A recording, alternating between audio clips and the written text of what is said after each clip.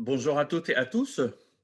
Après avoir introduit l'algorithme de Boxon-Jenkins, on se propose dans la séance d'aujourd'hui d'appliquer cet algorithme à la série temporelle du CAC 40 et l'objectif étant d'identifier le processus générateur de la série temporelle du CAC 40, que je rappelle, c'est l'indice phare de la Bourse de Paris. Et l'idée qui sous-tend cette identification, c'est être en mesure de faire la prévision du CAC 40. OK? Alors, je commencerai par présenter une représentation graphique de l'indice 40, de l'indice CAC 40, depuis son lancement en 1988 jusqu'à la date d'aujourd'hui. Donc, il y a des fluctuations irrégulières, il y a une alternance de phases haussières et de phases baissières, compte tenu de l'arrivée de l'information, de la bonne information, de la mauvaise information, de chocs, de formation de bulles, d'éclatement de ces bulles, des crashs. Et donc, le CAC 40 a cette dynamique qu'on peut dire que c'est une dynamique non stationnaire. Et donc, la stationnarité du CAC 40, comme nous l'avons déjà vu, à deux dimensions. Nous avons une non-stationnarité en moyenne et nous avons une non-stationnarité en variance.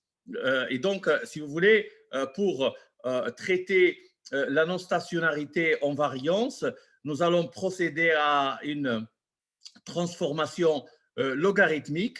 Et la transformation logarithmique a pour objectif ultime de stabiliser la variance, ça veut dire d'amoindrir les fluctuations et par conséquent, toutes les transformations que nous allons faire subir à la série temporelle, en particulier l'élimination de la composante tendancielle, va se faire, va se faire sur le logarithme, sur la série du CAC 40 transformée par le logarithme népérien.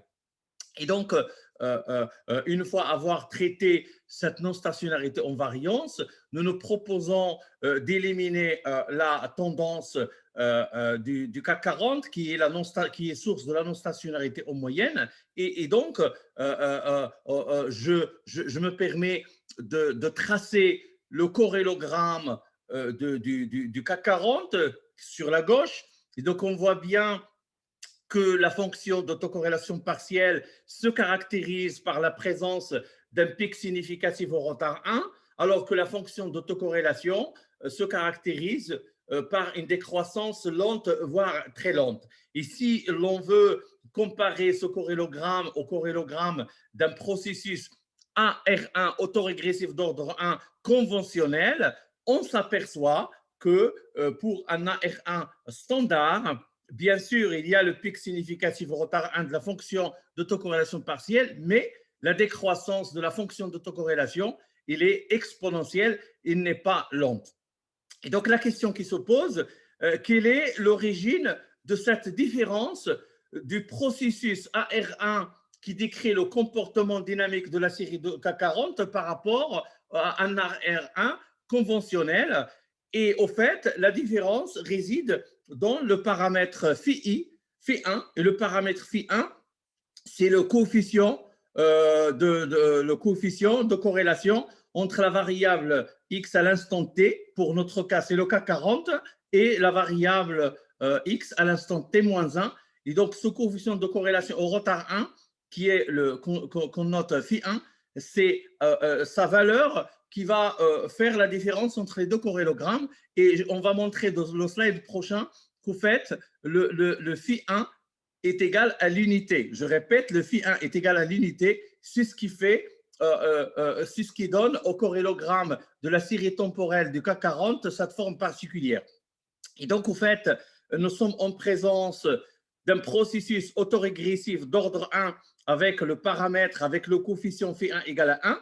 Et donc, ici, si on fait un petit développement, on peut dire que le CAC 40 ou n'importe quelle variable que nous souhaitons analyser, c'est représenté par la variable aléatoire xt. Et donc, phi égale à 1 revient tout simplement à dire que xt est égal à xt-1 plus yt. Et donc, on va introduire l'opérateur de retard dans l'écriture. D'accord? Et donc, lorsqu'on va introduire l'opérateur de retard, on va factoriser par X indice T. Et donc, on aura 1 moins L, X indice T est égal à Y T, Y indice T. Et donc, au fait, si, c'est le polynôme de retard. Et si je sais de calculer la racine de ce polynôme de retard, c'est-à-dire quelle est la valeur de L qui permet à ce polynôme de s'annuler, ben L est égal à 1. Et donc, la racine est égale à l'unité. Et on parle alors de la racine unitaire.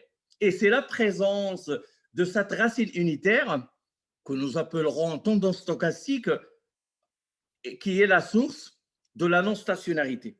Et donc, comme nous avons déjà dit dans la leçon précédente, l'algorithme de Box-Jenkins exige que la série temporelle que nous souhaitons analyser soit stationnaire.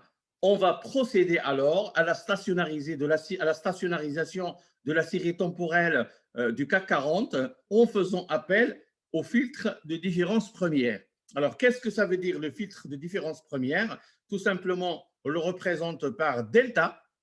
Et le delta, ça veut dire 1 moins L. Et le L, c'est l'opérateur retard. Et donc, au fait, si je fais le calcul ici, vous avez xt moins xt moins 1, xt moins xt moins 1, c'est le delta xt. Et au fait, le delta xt, ça veut dire qu'il résulte de la différence d'ordre 1 entre xt et xt moins 1. C'est ce qu'on appelle le filtre de différence première. Et donc, si vous voulez, lorsqu'on fait appel au filtre de différence première pour stationnariser une série temporelle, on dit que le processus générateur de cette série temporelle est un processus intégré d'ordre 1. On va le noter on va le noter I entre parenthèses 1, ou tout simplement, on va parler d'un ordre de différenciation D égale à 1. Ça veut dire qu'il faut différencier une seule fois pour rendre la série temporelle stationnaire, et c'est le cas du CAC 40. Ainsi, on peut dire que le processus générateur de la série temporelle du CAC 40 est un processus ARMA-PQ lorsqu'on va lui appliquer l'algorithme de Box-Jenkins. Donc, on fait l'hypothèse que la dynamique du CAC 40 stationnarisé peut être modélisée par un ARMA-PQ standard, mais cet ARMA-PQ, il est intégré d'ordre 1. Ça veut dire qu'il est non stationnaire d'ordre 1. Et donc, on va le noter ARIMA P1Q. On va le noter ARIMA P1Q. Et donc, au fait, le 1, ça correspond à l'ordre de différenciation D égale à 1. Et I, qui est égal à 1, ça veut dire l'intégration d'ordre 1 n'est autre que la représentation de la présence de la racine unitaire dans la structure de la série temporelle du CAC 40 et donc de la tendance stochastique. Et lorsqu'on aura stationnarisé, différencié une fois la série temporelle du CAC 40 transformée en logarithme, on pourra déployer et mettre en œuvre l'algorithme de Box-Jenkins avec ses 4 étapes: identification de l'ordre PQ du processus ARMA hypothétique, générateur de la série temporelle de la différence première du CAC 40.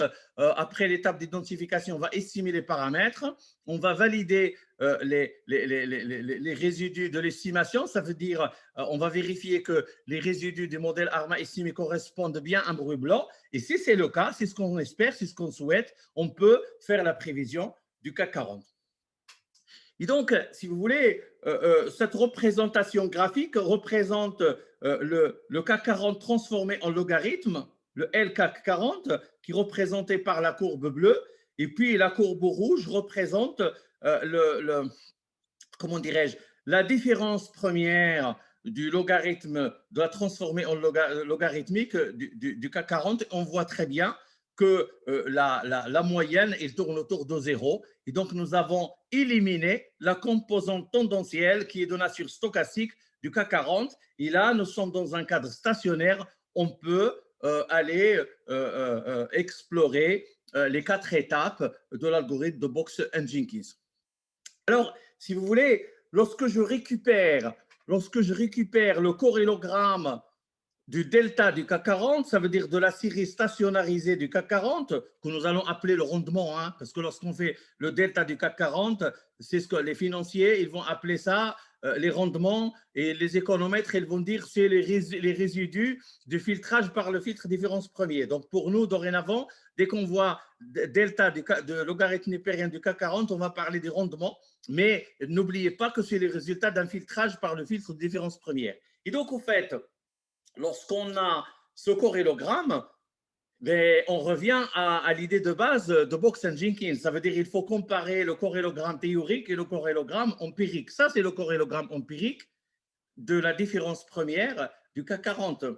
C'est le corrélogramme empirique. Et donc, l'intuition, c'est de connaître quel est le processus à ARMA théorique qui ressemble et qui match, comme on l'a dit tout à l'heure, qui match avec le corrélogramme empirique du CAC 40.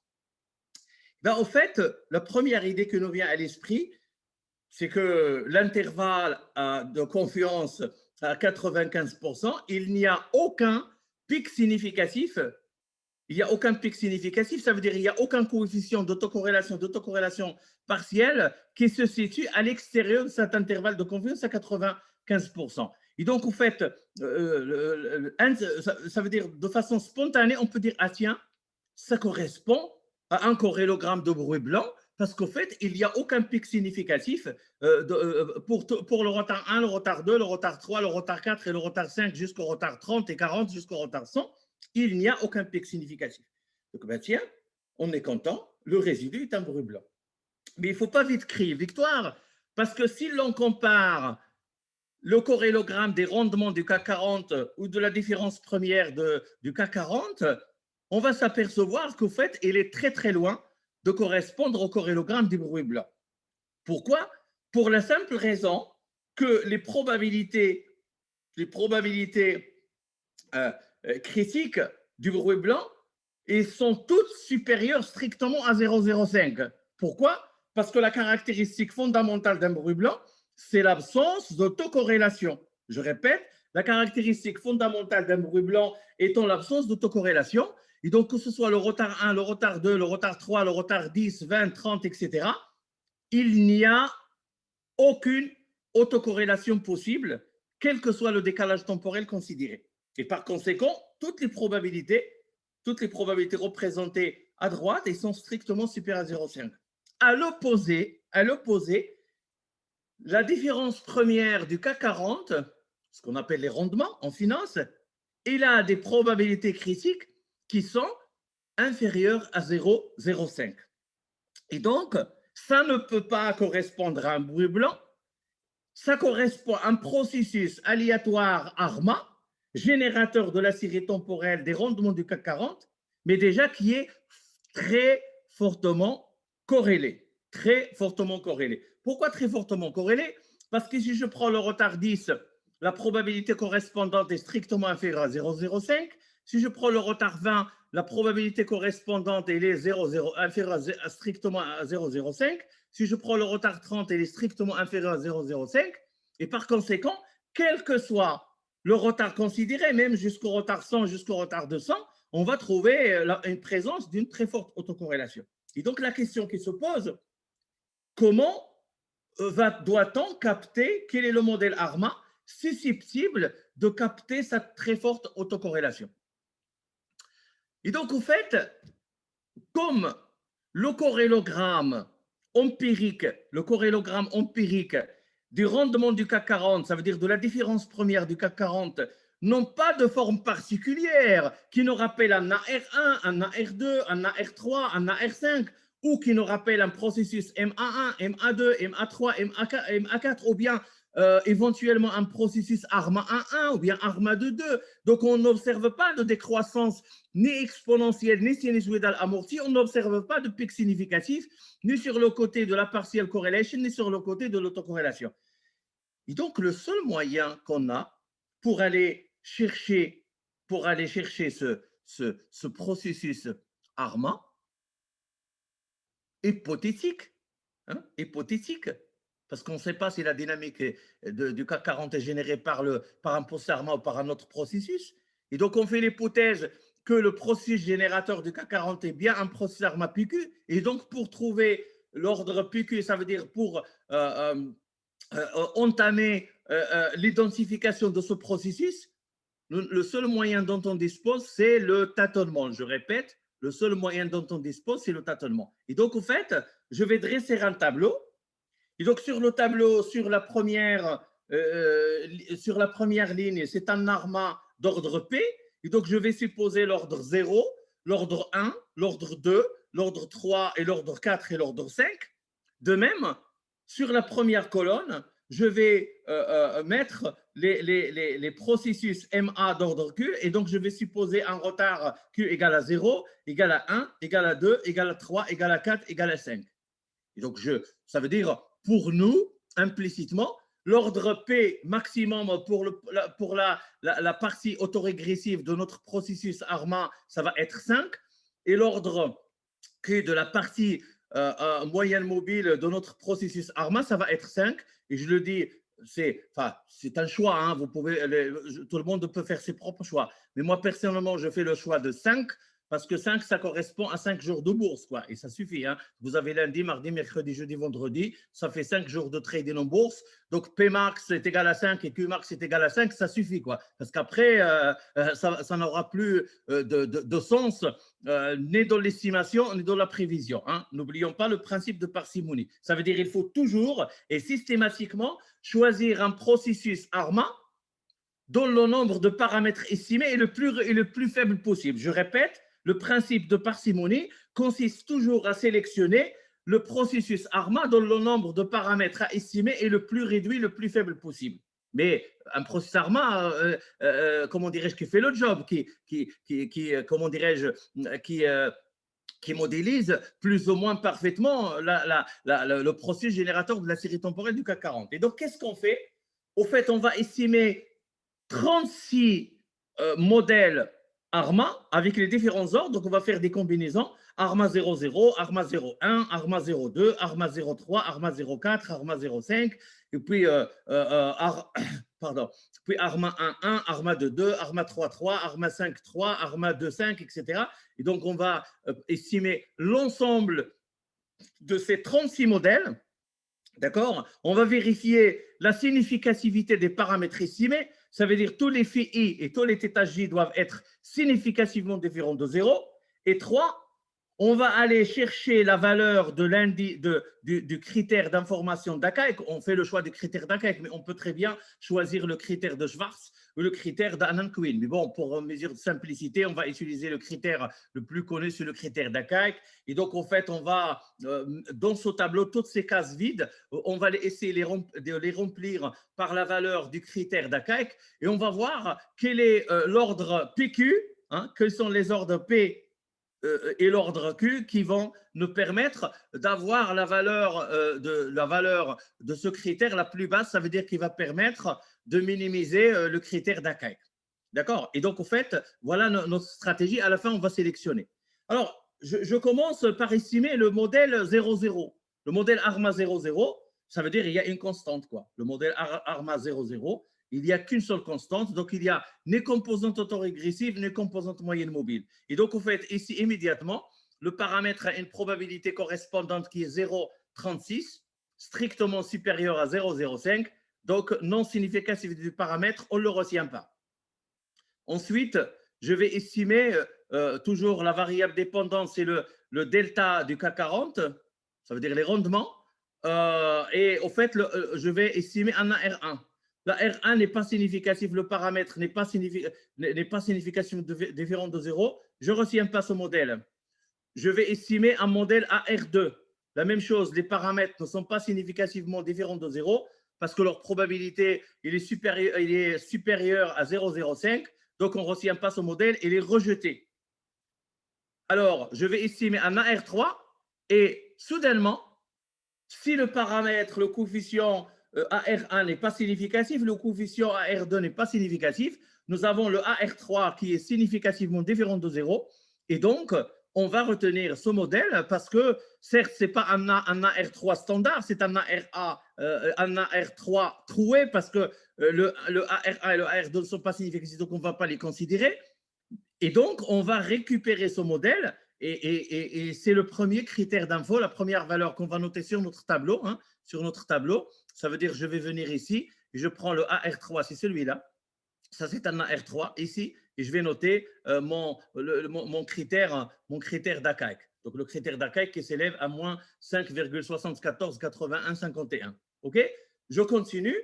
Donc, je vais faire un AR4 et là, on voit que le AR4 n'est pas significatif et donc c'est toujours un AR3 troué. Je prends un AR5 et là aussi, surprise, le coefficient d'AR5, il est significativement différent de 0 parce que la probabilité correspondante elle est strictement inférieure à 0,05. Et là aussi, je vais retenir son critère d'ACAIC qui s'élève à moins 5, 75, 0,8, 37. Et donc, je vais le noter ici. On a R5 dans mon tableau. Ici, à R5, ici, je vais noter, c'est un AR5, ça veut dire qu'il n'y a pas de composante moyenne mobile, il n'y a que des composantes autorégressives. Et je vais faire la même chose avec le processus M11. Donc, le processus M11, on voit que le coefficient n'est pas significativement différent de 0. La proba correspondante est supérieure à 0,05, donc on ne le retient pas. Le MA2, même chose, la proba supérieure à 0,05, on ne le retient pas. Le paramètre n'est pas significativement différent de 0. Le MA3, tiens, au retard 3, le paramètre de MA3, hein, il est significativement différent de 0. Et donc, on va retenir le critère d'ACAIC qui s'élève ici. La valeur, c'est moins 5, 74, 92, 83. Et donc, je vais venir ici dans le tableau et je vais remplir le MA3. C'est là. Il n'y a pas de composante de partie autorégressive. Il n'y a que une partie moyenne mobile. Et donc, je vais prendre le 3, le MA3. OK? Et je continue. MA3, MA4, le coefficient de MA4 n'est pas significativement différent de 0. Je rajoute les MA5 et le coefficient est significativement de 0. Et donc, à chaque fois, je vais prendre la valeur du critère d'ACAIC d'info. Et puis, je vais commencer à faire le mélange. Maintenant, on va utiliser les composantes autorégressives. Et donc, par exemple, ici, j'ai un modèle ARMA 1.1. Et donc, le coefficient de la partie autorégressive qui s'élève à 0,82, il est significativement différent de 0 parce que la probabilité associée est strictement inférieure à 0,05 et la composante, enfin la partie moyenne mobile, le coefficient pour le processus moyenne mobile d'ordre 1 et s'élève à moins 0,84 et donc il est significativement différent de 0 et donc on le retient et on retient la valeur du critère d'ACAIC correspondante qui s'élève à moins 5, 74, 90, 62. Et donc, je vais revenir dans mon tableau. Et pour moi, le ARMA 1.1 correspond à cette case ici. Ça, c'est le AR1, le M1.1. Et donc, c'est là où je vais porter le critère d'ACAIC. Alors, je vais continuer. Donc, j'ai fait le ARMA 1.1, je vais faire le ARMA 2.2 et c'est significatif aussi, c'est très bien. Et donc, vous voyez que lorsque je fais les deux composantes séparées, ça ne marche pas trop bien parce qu'il y a plein de paramètres qui ne sont pas significatifs, alors que lorsque j'utilise les composantes moyennes, mobiles et autorégressives, ils sont significatifs. Et donc là, j'ai un ARMA de 2 avec la valeur du critère d'accueil correspondante. J'ai un ARMA 3.3 qui tous les paramètres sont significativement différents de 0 parce que la probabilité correspondante elle est strictement inférieure à 0,05 et donc là aussi je vais récupérer la valeur de mon critère d'ACAIC, ok, et je vais faire l'ARMA 4.4 et je vais faire l'ARMA 5.5, etc. Et donc après, si vous voulez, là je vous montre la méthode hein, parce que 36 modèles à estimer et récupérer le critère d'ACAIC, c'est beaucoup de travail quand même et c'est très coûteux en temps et en énergie. Et donc, la philosophie est la suivante. 1, il faut que les paramètres soient significatifs et 2, on récupère le critère d'ACAIC et on va comparer tous ces critères d'ACAIC et ces critères d'ACAIC, comment dirais-je, on va chercher celui le plus bas et le plus faible possible. D'accord? Donc là, on a travaillé sur des échantillons qui vont jusqu'à 2020 parce que j'ai arrêté au 31 décembre 2020. Mais si vous voulez, l'année dernière, nous avons fait le même exercice avec vos camarades de la promotion précédente et nous avons pu remplir ce tableau avec les différents retards de la partie autorégressive et les différents retards de la partie moyenne mobile. Et au fait, vous voyez que vous avez comment dirais-je, les critères, les différentes valeurs des critères d'information d'ACAIC. Donc déjà pour la légende, toutes les couleurs rouges, ça veut dire que ce n'est pas significatif, donc on ne les retient pas. Les couleurs marron, ça veut dire que c'est les processus troués, ça veut dire tous les paramètres ne sont pas significatifs. Il y a certains paramètres qui le sont, certains qui ne le sont pas. Et au fait, ici, lorsque vous faites la comparaison, premièrement, vous l'avez remarqué, il faut prendre des retards très élevés pour avoir la significativité des paramètres.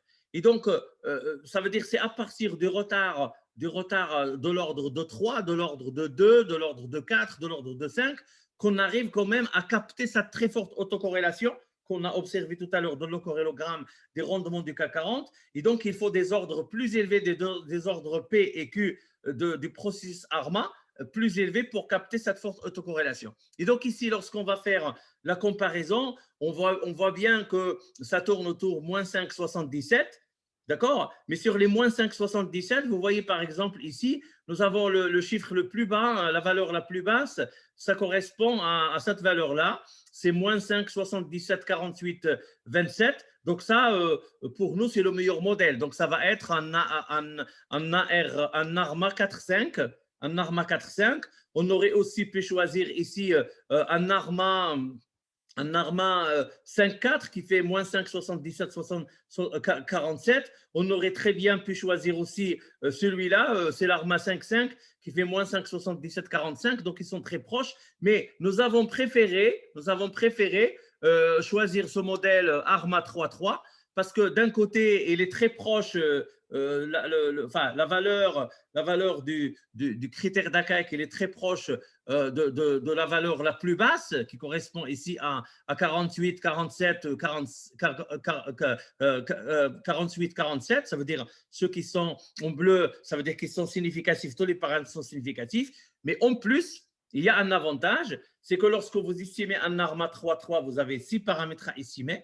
Lorsque vous estimez un ARMA 5,5, vous avez 10. Lorsque vous estimez un ARMA 4,5, vous avez 9. Lorsque vous estimez un ARMA 4,5, vous avez 9. Et donc, entre 10 des paramètres et 8 paramètres et 9 paramètres et 6 paramètres, nous aurons tendance à choisir le modèle dont le nombre de paramètres à estimer est le plus faible et le plus réduit. Ça veut dire, dans notre cas, c'est l'ARMA 3,3, c'est le principe de parcimonie. Ça veut dire lorsque la valeur du critère d'accueil qui est relativement proche entre plusieurs processus ARMA, il faut toujours choisir celui, ça veut dire c'est un arbitrage. Vous dites certes, le ARMA n'est pas le plus faible possible, la valeur du critère d'accueil n'est pas le plus faible possible, mais quand même, le nombre de paramètres à estimer, il est très faible, et donc il faut faire un dosage intelligent entre la minimisation du critère d'information et entre le principe de parcimonie. Et c'est ce qui nous a aidé à choisir le modèle ARMA 3.3. Mais on aurait très bien choisi le modèle 4.5, 5.4, 5.5. Vous allez voir tout à l'heure que fondamentalement, malheureusement, ça ne va pas changer le cours des choses parce que même le meilleur ARMA, le plus sophistiqué, ne va pas être capable d'aboutir dans l'étape de validation à l'obtention de résidus qui correspondent bien à un bruit blanc. Et donc, au fait, on va rentrer dans l'étape de validation après avoir choisi soit le modèle ARMA 3.3, soit le modèle 4.5, soit le modèle 5.4, soit le modèle 5.5. On va choisir les modèles les plus sophistiqués. Et là, au fait, on va passer à l'étape de validation. Ça veut dire qu'on va venir avec 3-4 modèles concurrents. Et le meilleur modèle qui va être choisi, qui va être validé, il faut qu'il vérifie la minimisation d'un critère d'information. Pour notre cas, c'était le critère d'ACAIC. Il faut que tous les coefficients estimés soient significativement différents de 0. Ça veut dire les tests de student qu'on vient de faire pour tous les processus que nous avons estimés. En particulier, pour chaque paramètre, on comparait la probabilité à la probabilité de 0,05 pour dire significativement différente de 0 ou n'est pas significativement différente de 0.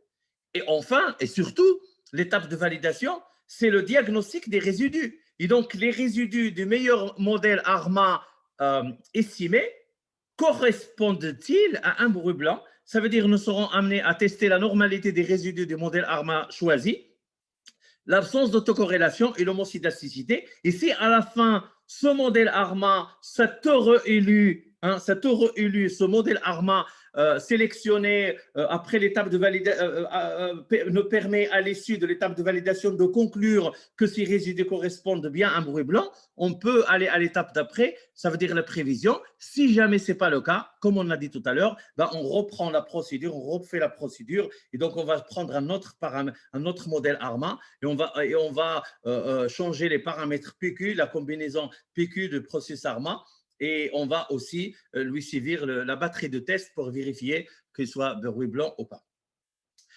Alors, si je prends ici le corrélogramme des résidus du modèle ARMA 3.3, donc je viens de sélectionner le modèle ARMA 3.3, et donc là, c'est le corrélogramme des résidus de ce modèle ARMA, et vous voyez très bien qu'il y a 3 retards qui manquent à l'appel, donc le retard 1, 2, 3, 4, 5, 6, donc ça manque ici, et au fait, les 3 retards qui manquent, c'est les 3 retards de P et les 3 retards de Q, parce que P égale à 3 et Q égale à 3. Donc, lorsque vous estimez un modèle ARMA 3.3, il y a 3 décalages temporaires qui manquent à l'appel. Et donc, on voit que ça veut dire qu'ils n'existent pas, tout simplement. Ça veut dire que cette partie n'existe pas. Et on va commencer au retard 7. C'est à partir de là qu'on va déployer ce qu'on appelle le test d'absence d'autocorrélation, le test de Young-Box, qu'on va faire juste après. Et donc, en fait, j'attire votre attention ici que les probabilités correspondantes à partir du retard 7, vous avez 0,09, donc cette probabilité elle est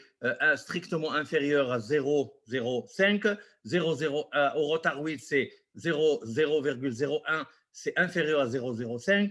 0,01, c'est inférieur à 0,05, inférieur à 0,05, inférieur à 0,05, et à partir du retard 12, il est légèrement supérieur à 0,05, légèrement supérieur à 0,05, légèrement supérieur à 0,05, légèrement supérieur à 0,05, ça veut dire légèrement supérieur à 0,05, mais attention, inférieur à 0,1, ça veut dire à 10%, parce que parfois, on peut, si on ne travaille pas avec un risque de 5%, on peut travailler avec un risque à 10%. Mais je vais revenir. Donc, je reprends au retard 16 ici.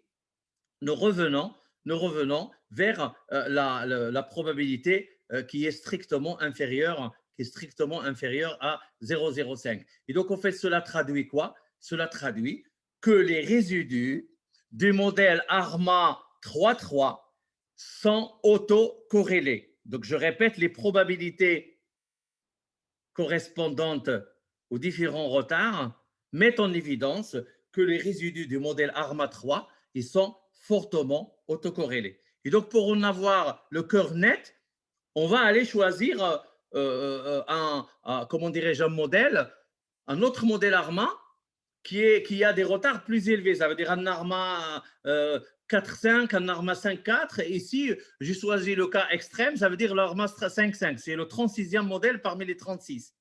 Et donc ici, on va enlever les 5 retards de la composante, de la partie autorégressive, ça veut dire P égale à 5. Je vais enlever les 5 retards de la partie moyenne mobile, ça veut dire Q égale à 5. Et donc, je commence au retard 11. Et donc, à partir du retard 11, on voit très bien que les probabilités, c'est vrai que les probabilités, ils sont supérieures à 0,05.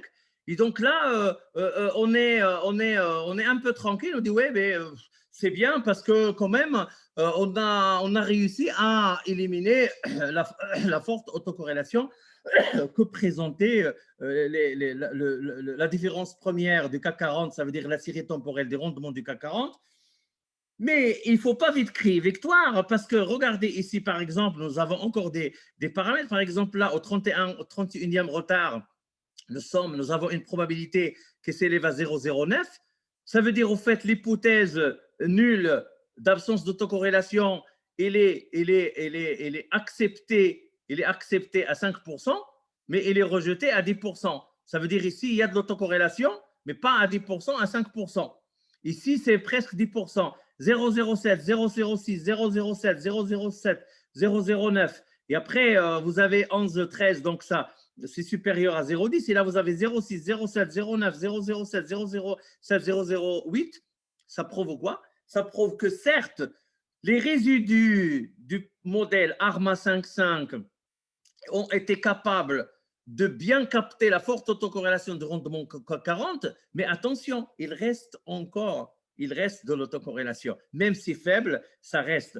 Donc, comme on dit en anglais, remaining autocorrelation. Ça reste encore d'autocorrélation. C'est vrai qu'à 5%, on peut dire, ouais, bon, à 5%, le modèle, il a tellement de retard, il est tellement riche dans sa structure parce qu'il a 5 termes autorégressifs et 5 termes moyennes mobiles qu'il a enlevé toute l'autocorrélation de la série des rendements qui correspond à la racine unitaire du CAC 40. Mais attention, il ne faut pas vite crier victoire. Il y a encore de l'autocorrélation, même faible, mais il reste quand même de l'autocorrélation de la série des rendements. Et donc, en fait, pour en avoir le cœur net, il faut déployer le test standard qu'on appelle, qui est connu sous le nom de test de porte-manteau. Ça veut dire le test d'absence d'autocorrélation. Bon, le premier a été présenté, introduit par Box & Pierce en 1970, mais il a été amélioré en 1978 pour Young-Box. Et l'hypothèse nulle de ce test est la suivante. H0, les résidus du modèle ARMA estimé, ici, ça va être l'ARMA 3.3 ou l'ARMA 5.5, est un processus IID. Qu'est-ce que ça veut dire IID? Ça veut dire tout simplement un bruit blanc. Pour ne pas vous compliquer la vie, c'est le bruit blanc. Ça veut dire indépendant, identiquement distribué. Et donc, en fait, on teste la blancheur des résidus, tout simplement. Et l'une des caractéristiques fondamentales de la blancheur des résidus, c'est l'absence d'autocorrélation. Autrement dit, on va tester le coefficient de corrélation d'ordre 1, c'est ρ chapeau 1, et ρ chapeau 2, ρ chapeau 3, ρ chapeau 4, ρ chapeau 5, jusqu'à ρ chapeau indice K, on va tester leur nullité. On va tester la nullité des coefficients de corrélation entre la réalisation de la variable à l'instant t et sa réalisation à l'instant t-1, à l'instant t-2, à l'instant t-3, t-4, t-5, jusqu'à t-k, ça veut dire avec un k décalage temporaire. Et naturellement, la statistique, ce test a une statistique qu'on appelle la statistique de Quenuy, et cette statistique, elle est distribuée selon une loi Q2. Cette statistique, dont l'expression est celle-là, donc on la note, c'est la statistique de Quenuy, mais on la note Young-Box pour bien identifier qu'il s'agit de la statistique correspondante au test de Young-Box. Young-Box, ou le Q-stat tout simplement, le Young-Box au décalage temporaire K, c'est n facteur n plus 2, sigma, etc. C'est la formule. C'est la formule de comment dirais-je, la formule de la statistique de Young-Box. Et donc, sous l'hypothèse nulle,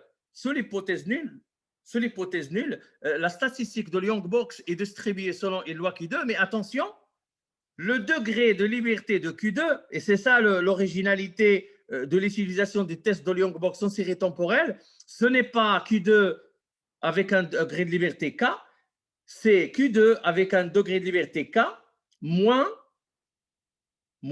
P plus Q. P plus Q, ça veut dire qu'il faut rajouter l'ordre P de la partie autorégressive et l'ordre Q de la partie moyenne mobile. Dans notre cas, si on a un ARMA 3.3, ça veut dire c'est K moins 6. Et si on a un ARMA 5.5, c'est le K moins 10. Et c'est ce qui a été montré par les corrélogrammes, parce que là, ça c'est K moins 10. Donc, on va commencer le calcul à partir du 11e retard ici. Donc, c'est Q2, K, c'est 11 et 10. Donc, en fait, on va voir, ça va être Q2, 1. D'accord, ici, c'est le retard 1, ça veut dire c'est 11 moins 10. Et là, ça va être 7, le retard 7, moins P plus Q, et P plus Q, ça fait 6. Et donc, on va commencer ici le déploiement du test de Young-Box. Et naturellement, le cas va correspondre au nombre de décalages temporels considérés, ça veut dire pour déployer le test, et P et Q ne sont autres que les ordres respectivement du processus autorégressif et du processus de la moyenne mobile du modèle ARMA estimé. Dans notre cas, pour le CAC 40, on a estimé un ARMA 3.3, on a estimé un ARMA 5.5. Quelle est la règle de décision?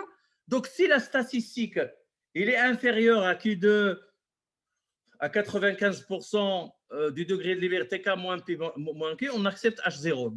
On accepte H0, sinon le H0 est rejeté. Donc, si je reprends par exemple ici, donc là, si je veux faire le test, Donc là, je suis au retard 11. Et donc, pour nous, ça, c'est 11 moins 10. C'est K, moins P, moins Q. Ça fait K, moins 5, ça fait 1. Et donc, le Q-stat ici, le Q-stat est égal à 0,52. Il faut le comparer à la valeur critique de Q2 de degré de liberté 1. C'est 11 moins 10. Et la valeur critique de Q2 de retard 1 est égale à 3,84. Donc, je vais dire 0,52,45 est inférieur à 3,84. H0 est accepté. H0 est accepté, ça veut dire qu'il y a absence d'autocorrélation. Si je fais au 12, d'accord? Donc 12, c'est 12 moins 10, ça fait Q2 de 2. Et donc Q2 de 2, c'est 5,99. Donc je vais comparer 0,55, 65 strictement inférieur à 5,99. On va dire H0 est accepté, il y a absence d'autocorrélation et ainsi de suite pour les retards qui suivent. D'accord? Il y a une autre façon d'utiliser la règle de décision, c'est en se basant sur les probabilités associées à l'hypothèse nulle.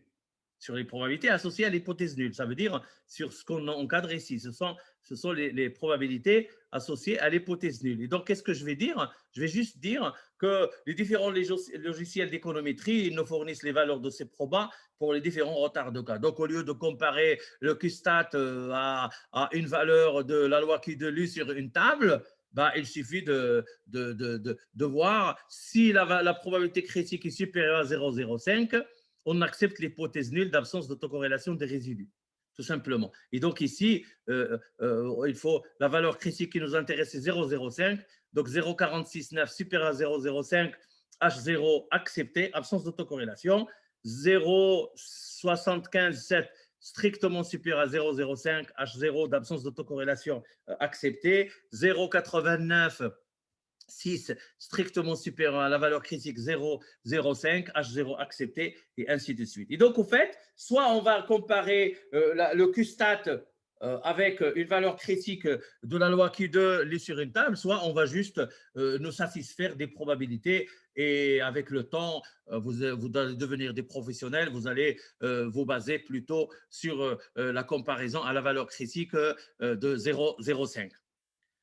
Deuxième remarque, pour tester l'absence d'autocorrélation dans une série temporelle, la série temporelle, en général, elle a une taille qui est large, en particulier les séries financières. Donc, on a des échantillons de 1000 points, 2000 points, 3000, 8000, 10 000, etc. Donc, on n'a pas un problème d'échantillon de données. Donc, l'échantillon est tellement large que si on veut déployer le test de Young-Box, il est recommandé de choisir des retards cas suffisamment élevés.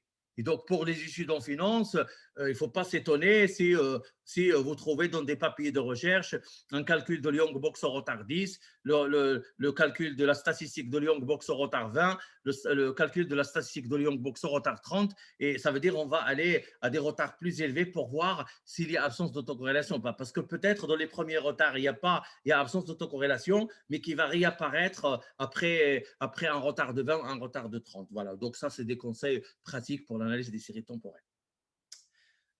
Et donc, au fait, comment dirais-je, le bruit blanc, par exemple, pour avoir le cornet sur la règle de décision qui s'appuie sur les probabilités critiques, vous voyez, lorsqu'on est en présence d'un bruit blanc qui est caractérisé par l'absence d'autocorrélation, toutes les probabilités critiques, quel que soit le retard, sont strictement supérieures à la valeur critique 0,05.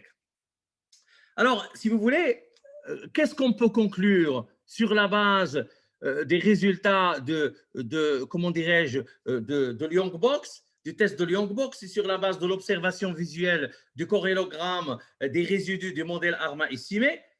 La première chose qu'on doit dire, c'est que les probabilités associées à l'hypothèse nulle sont inférieures à 0,05 pour de faibles ordres PQ du modèle ARMA estimé. C'était le cas lorsqu'on a estimé un ARMA 3,3. Donc, en fait, les probabilités sont très faibles. Il y a toujours présence d'autocorrélation dans le résidu. Donc, lorsque les ordres sont réduits, ça veut dire 1, 2 jusqu'à 3. Lorsque les ordres P et Q sont faibles, on va toujours trouver une présence d'autocorrélation dans le résidu. Et la surprise, c'est qu'on nous serons tentés d'augmenter les retards, et c'est ce qu'on a fait. On est passé d'Arma 3.3 à Arma 5.5. Alors, même avec ces modèles à des ordres plus élevés, il y a encore présence d'autocorrélation des résidus, bien sûr pas à 5%, mais à 10%.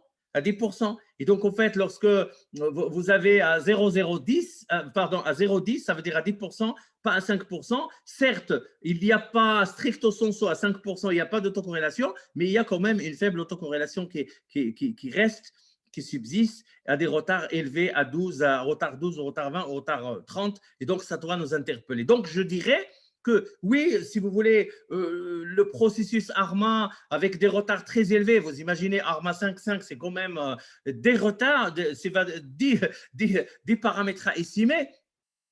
On arrive quand même à enlever la forte autocorrélation des résidus qui existent dans les rendements du CAC 40, mais quand même un prix qui est très coûteux. Ça veut dire le temps d'estimation. Après, dans la prévision, ça va être un modèle très, très lourd pour faire de l'estimation. Comme je vous dis toujours, en prévision, il vaut mieux être un lapin qu'une tortue. Je répète, en prévision, il vaut mieux être un lapin qu'une tortue, parce que le lapin, il est rapide et la tortue, elle est très lente. Et donc, plus le nombre de paramètres à estimer est élevé, ça veut dire ici, dans le cas d'un ARMA 5.5, on a 10 paramètres. Donc, en termes de prévision, ça va être très compliqué pour faire cette prévision.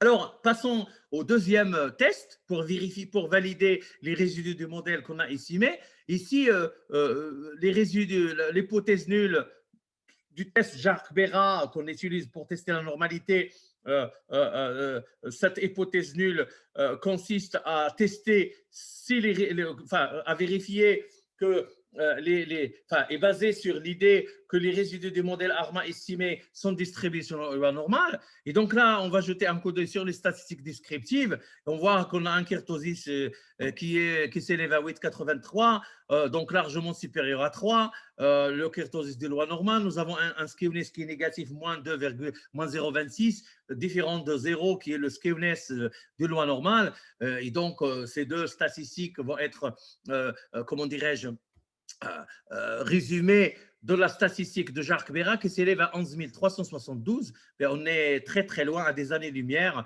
de la loi de la valeur critique qui correspond à la valeur de Q2 à 95%, ça veut dire 5,99. Et donc H0 est rejeté.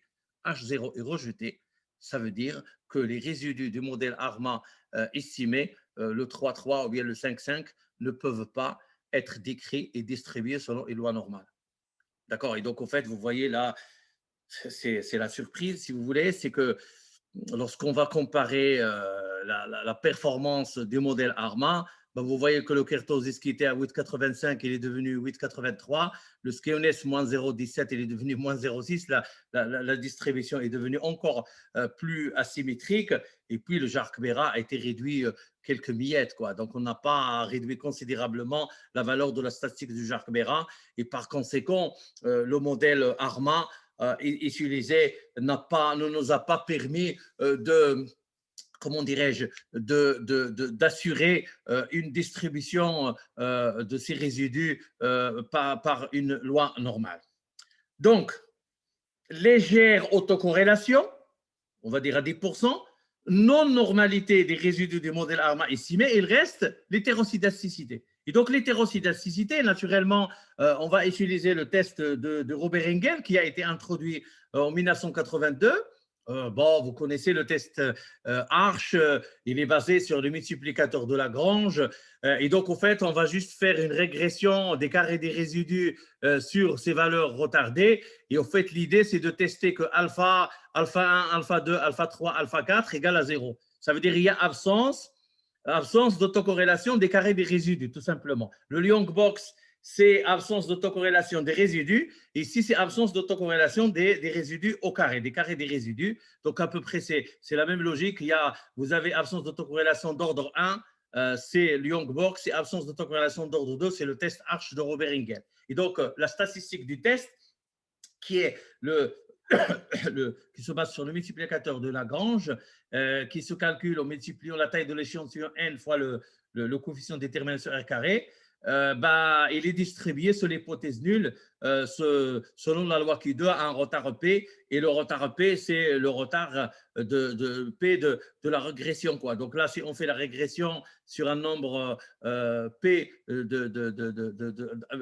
sur un nombre de termes qui s'élève à P, donc il faut utiliser. Donc si c'est P égale à 1, s'il y a un retard, donc on va faire P égale à 1. S'il y a un deuxième retard, c'est 2. S'il y a 3 retards, c'est 3. S'il y a 5 retards, c'est 5. Et donc la règle de décision, si la statistique de Lagrange, ça veut dire le n r carré est inférieur à cette valeur critique, on accepte l'hypothèse nulle, ça veut dire l'hypothèse d'homoscédasticité, sinon on va la rejeter. Et donc, au fait, on va déployer ce test d'hétéroscédasticité introduit par Oberingel. Et donc, on voit bien ici, par exemple, si je veux calculer la statistique du test ici, le R carré, c'est 0,14, 23, 37, que je vais multiplier par la taille de l'échantillon, c'est 7958. Et donc, multiplier le R carré multiplié par N, ça va me donner observation, ça veut dire la taille de l'échantillon fois le R carré, ça va me donner exactement 1132,72. Et donc, cette statistique-là, je vais la comparer à quoi? Je vais la comparer à une loi Q2. Quel est l'ordre de la loi Q2? L'ordre de la loi Q2, il y a 5. J'ai pris, il y a 5 retards, et les 5 retards, ils sont tous significatifs. Donc, j'ai bien fait de prendre 5 retards. Et donc, naturellement, je ne vais pas, comme j'ai dit tout à l'heure, aller sur une table de la loi Q2 et chercher le retard lorsque le degré de liberté s'élève à 5, quelle est la valeur de la loi Q2. On va faire plus simple, on va juste comparer la probabilité associée à l'hypothèse nulle, la probabilité correspondante à la valeur critique de 0,05. Et donc, en fait, la règle de décision, si la probabilité correspondante au test il est strictement inférieure à 0,05, on peut dire que les résidus sont hétéroscédastiques. Donc, le résidu des modèles ARMA 3 ou des modèles ARMA 4,5 ou des modèles 5,4 ou des modèles ARMA 5,5, ils sont hétéroscédastiques. Et donc, en fait, si je veux récapituler, légère autocorrélation, non-normalité, hétéroscédasticité des résidus du modèle ARMA sélectionné pour modéliser la différence première du CAC 40, c'est-à-dire les rendements. Et donc, vous voyez que le modèle ARMA a, comment dirais-je, a une grande difficulté, même le modèle ARMA le plus sophistiqué a eu une grande difficulté, pour modéliser le processus générateur de la série temporelle. Et donc, la conclusion est la suivante. Nous n'avons pas pu franchir l'étape de validation. Donc, on a fait identification. Donc, comme on n'a pas des formes caractéristiques de corrélogramme, on a commencé à tâtonner. Et donc, à la fin, on a dit, oui, ça peut être un ARMA 3,3, ça peut être un ARMA 4,5, ça peut être un ARMA 5,4, ça peut être un ARMA 5,5. Et donc, on a pris les deux extrêmes, ARMA 3,3 et ARMA 5,5. Et donc, les deux modèles, on a essayé comment dirais-je, de passer à l'étape de validation de leurs résidus. Et on s'est aperçu comment relativement les résidus du modèle ARMA 5,5, ils présentent, enfin, il y a absence d'autocorrélation, mais il reste quand même une autocorrélation qui est faible dans ces résidus. Mais surtout, ils ne sont pas distribués sur la loi normale et surtout, ils sont hétéroscédastiques. Hétéroscédastique, ça veut dire qu'il y a présence d'un effet H. Je répète, il y a présence d'un effet H. Et donc, nous ne pouvons pas valider l'hypothèse selon laquelle les résidus du modèle ARMA estimé, du meilleur modèle ARMA estimé pour les rendements du CAC 40, pour la série stationnarisée du CAC 40 a fait la différence première, nous ne pouvons pas confirmer leur nature bruit blanc. Donc, ils ne se comportent pas comme un bruit blanc. Et par conséquent, on peut refaire la procédure à l'infini, on va toujours trouver les mêmes résultats. Pourquoi? Parce qu'il y a un effet H. Il y a un effet H. Et donc, si vous voulez, la présence de cet effet H nous appelle à sortir comment dirais-je, de cette approche de Box-Jenkins. Ça veut dire qu'on va garder la philosophie de Box-Jenkins, mais il faut la dépasser. Il faut la dépasser parce que les séries financières ce sont des séries qui sont caractérisées par leur très forte volatilité. Je répète, les séries financières, y compris le CAC 40, sont caractérisées par une très forte volatilité. Et donc, lorsque je parle volatilité, nous sommes des financiers, je parle de risque. Lorsque je gère le portefeuille, j'ai une espérance de rendement, d'accord, et j'ai une variance de ce rendement. Ça veut dire une dispersion autour de sa moyenne. Et donc, nous avons l'habitude, dans le paradigme moyenne-variance qui régit la théorie financière, toujours je pense au moyen, ça veut dire l'espérance de mon rendement, et la variance, c'est le risque de perte, de perte que je peux enregistrer en étant détenteur d'une action, parce que nous sommes sur des marchés qui sont risqués. Et donc même le marché financier, d'abord, c'est le risque. Hein. Il faut prendre des risques. Les investisseurs, ils prennent des risques. Et donc, si je m'inscris dans le MEDAF, dans la théorie du MEDAF, le modèle d'évaluation des actifs financiers, donc vous avez un axe qui représente les rendements et un axe qui représente le risque. Et donc, au fait, comme il y a du risque sur les marchés financiers, ce risque, il faut le mesurer. On le mesure comment? On le mesure par la volatilité, quoi. Et donc, comme c'est des marchés risqués, il y a du risque, il y a de la volatilité, et cette volatilité, c'est l'hétérosidasticité, tout simplement. Et donc, la présence de l'hétérosidasticité dans les résidus, qui a été révélée par le test Arch de M. Robert Engel, est un fait stylisé, est une régularité, est une caractéristique fondamentale des marchés financiers, c'est une régularité empirique. Et donc, le modèle ARMA n'était pas conçu au départ pour modéliser la volatilité, pour modéliser l'hétérosidasticité, parce qu'il est basé sur une hypothèse, il est basé sur une hypothèse d'homosidasticité des résidus de l'estimation. Donc, dès que cette hypothèse n'est pas respectée, dès que l'hypothèse d'homosidasticité est rejetée, il faut aller chercher autre chose qui va capter cette hétérosidacité, cet effet Arch. Et donc, au fait, si vous voulez, je reprends mon schéma classique. Donc, si vous voulez, j'ai pris ma série temporelle du CAC 40, je fais une transformation logarithmique. Pour relever, pour la stationnariser, je lui ai appliqué le filtre de différence première, et donc c'est le delta. Et donc là, je travaille avec la série des rendements. Donc les rendements de delta, ce sont les rendements. Donc ces rendements-là, je les ai estimés par un modèle ARMA. J'ai essayé de choisir le modèle ARMA le plus sophistiqué possible. Donc j'ai pris le 3.3, le 4.5, le 5.4 et même le 5.5 avec des paramètres à estimer. Mais j'étais déçu de découvrir que même le modèle ARMA le plus sophistiqué ne m'a pas permis d'obtenir des résidus qui se comportent comme un bruit blanc. Et donc, je suis au seuil d'un nouveau modèle qui sera capable de modéliser cette hétérosidasticité, qui est le modèle Garch, qui est la modélisation Garch. Et au fait, l'espoir que nous avons, c'est que l'extension de ARMA, ou bien la continuité de la procédure en passant de la modélisation ARMA à une modélisation ARMA-Garch, va nous permettre éventuellement de trouver à la fin des résidus bruit blanc et donc de faire la prévision du CAC 40. Et donc, au fait, l'hétérosidasticité, c'est ce qui est représenté par ce graphique. Ça veut dire c'est une variance qui varie au cours du temps. C'est une variance qui varie au cours du temps. Et donc, cette instabilité de la variance au cours du temps, ça s'appelle la non-stationnarité variante. Donc, certes, nous avons utilisé la transformation logarithmique pour la stabiliser, pour l'amoindrir, mais on n'a pas pu la faire disparaître. On n'a pas pu la faire disparaître. Et donc, nous avons besoin de faire appel à un filtre qui sera capable de capter, de modéliser, de capter, d'appréhender cette hétérosidasticité qu'à l'issue de ce filtrage, par un modèle Garch, par un filtre Garch, nous souhaitons être en mesure de disposer de résidus qui vont se comporter comme un bruit blanc. Et donc, nous sommes au début de la modélisation Garch. Ça va être l'objet de la leçon prochaine. Je vous remercie de votre attention et je vous dis au revoir et à bientôt, à très bientôt. Merci de votre attention.